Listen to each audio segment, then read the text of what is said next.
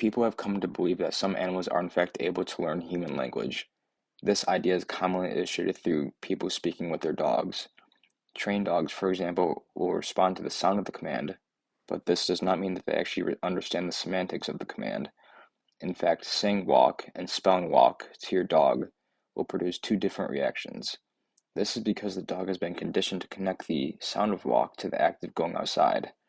While this is a modern day phenomenon, the idea of animals learning language is not new. Beginning in the early to late 1900s, there was a mass influx of interest over animal to human communication experiments.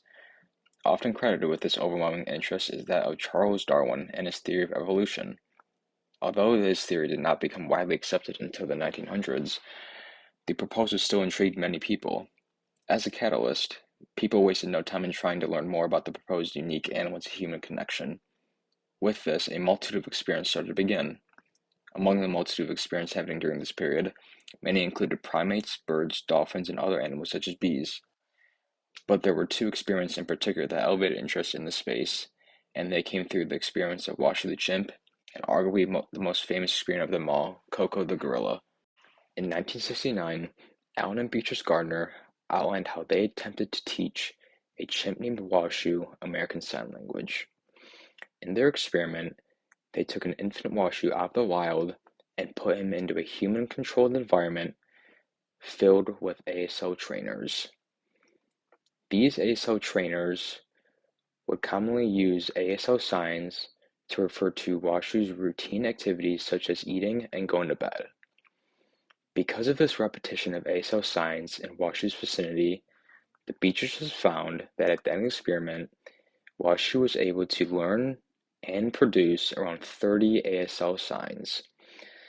This finding was not only critical in support of the fact that animals could acquire human language, but it also showed that chimp signing closely paralleled to that of the developmental path of deaf children. Francine Patterson's 1988 study of Koko the gorilla demonstrated stunning advances in animal communication research. From Francine's experiment, Koko was able to learn over 1,000 ASL signs to request objects, describe actions, and most strikingly, express emotions. She was even able to greet people with signs and combine words into simple phrases. Koko's linguistic ability and emotional capability captured worldwide attention, including that of actor Robin Williams, who described forming a genuine bond with her through sign language. Patterson's work with Koko revealed not only the depth of primate intelligence, but also the profound capacity for emotional communication. Not only do these two experiments provide evidence of language acquisition in animals, there was also a study done by J.D. Bonvillian and Patterson in which they found that the vocabularies of both signing children and two lowland gorillas in the study were similar and overlapped, and that the gorilla's early lexicon resembled that of children learning to speak. Also, a study done with a parrot found that the bird was able to ID objects with human words. This caused many to conclude that since an animal used words to convey meaning and to communicate, they have shown the capability of fully learning human language. Even with this evidence that people use to support the claim, there are many critiques on whether or not animals are actually capable of acquiring human language. Critics say that the experiments mentioned before were heavily reliant on trainers' interpretation, as if the trainers saw a gesture and through their own bias determined its meaning.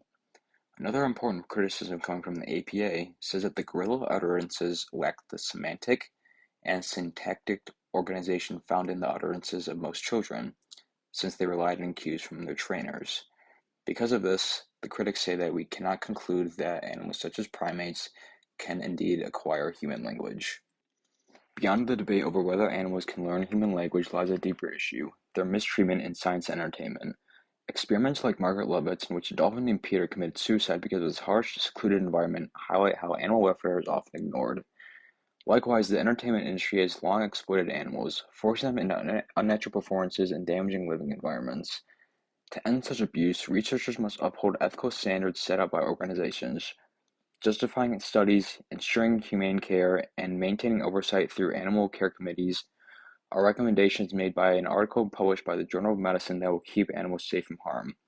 Animals are not objects for answers. They deserve to be treated with respect and compassion, just as anyone else would.